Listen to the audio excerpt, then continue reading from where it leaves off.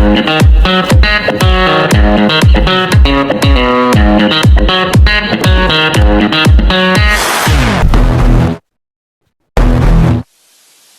what you want. Take everything. Take what you want. Take what you want. That I change. You don't want to be That guy who spent his whole life dreaming about creating something, but actually doing it. Every person alive has a dream. So get in there and get to work. Just trust me, one day you're gonna wake up and you're gonna realize. Teman-teman, di video kali ini kami akan membahas tentang preferensi konsumen di wilayah ASEAN. Nah, apa sih itu preferensi? Preferensi artinya pilihan atau kesukaan seseorang terhadap barang, jasa, atau gaya hidup tertentu. Dalam konteks konsumen di ASEAN ini, preferensi menunjukkan bagaimana masyarakat menentukan apa yang mereka suka, apa yang ingin mereka beli, berdasarkan nilai, kebutuhan, pengalaman, serta pengaruh budaya dan lingkungan sosial mereka. Daya beli mempengaruhi preferensi konsumen terhadap barang. Di ASEAN, banyak bermunculan kelas menengah baru yang membuat perekonomian berkembang pesat.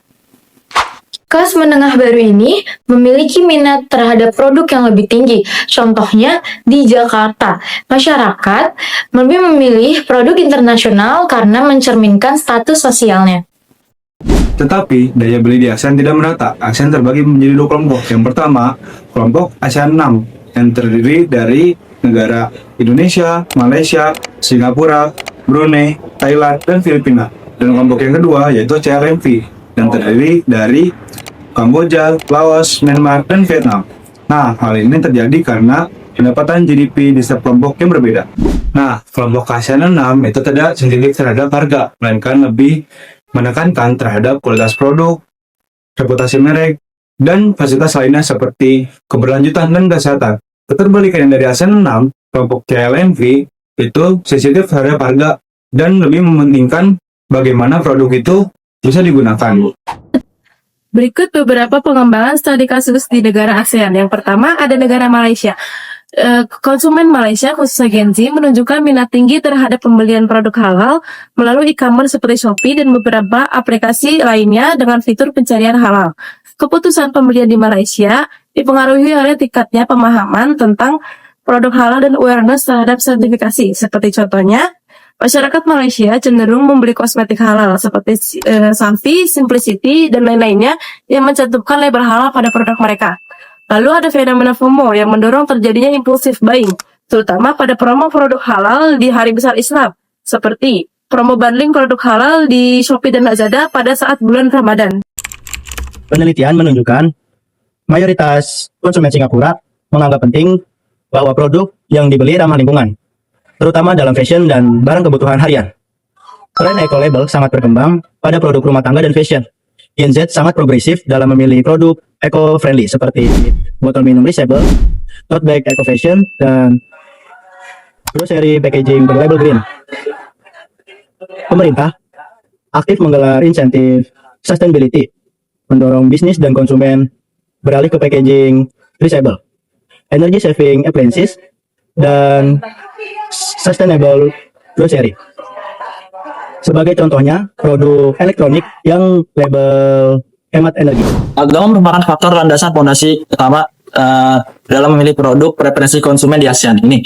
Tentunya itu semua negara itu masih memerintahkan untuk memilih makanan yang boleh dikonsumsi dan tidak dikonsumsi. Contohnya itu seperti di Indonesia dan Malaysia.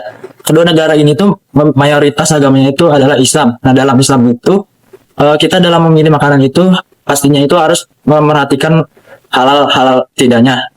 Dan contoh lainnya itu ada di Thailand. Kalau di Thailand itu karena mayoritas agama Buddha, di agama Buddha itu dianjurkan untuk memilih makanan yang memiliki nilai kesehatan yang tinggi dan juga memiliki nilai gunanya. Faktor selanjutnya budaya.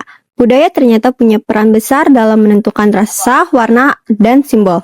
Contohnya di Indonesia, masyarakat kita ini banyak sekali yang menyukai bumbu yang kuat dan kaya rempah, seperti soto ataupun rendang. Sementara itu di Thailand, kita makanan rasa lebih didominasi rasa yang asam, manis, dan pedas seperti pada tom yum.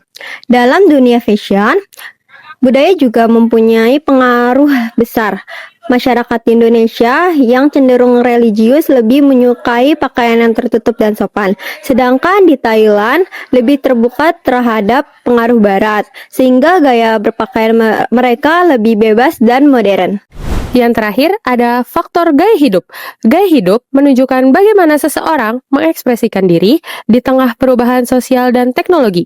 Misalnya, para konsumen Gen Z di Indonesia dan Thailand yang sama-sama aktif di media sosial dan gemar berbelanja online. Tetapi, cara menampilkan identitas budayanya berbeda. Misalnya, orang Indonesia cenderung memadukan nilai tradisional dan religius dalam gaya modern, seperti batik casual atau hijab trendy. Sedangkan konsumen Thailand menonjolkan gaya bebas, streetwear, dan warna mencolok sebagai ekspresi kebebasan.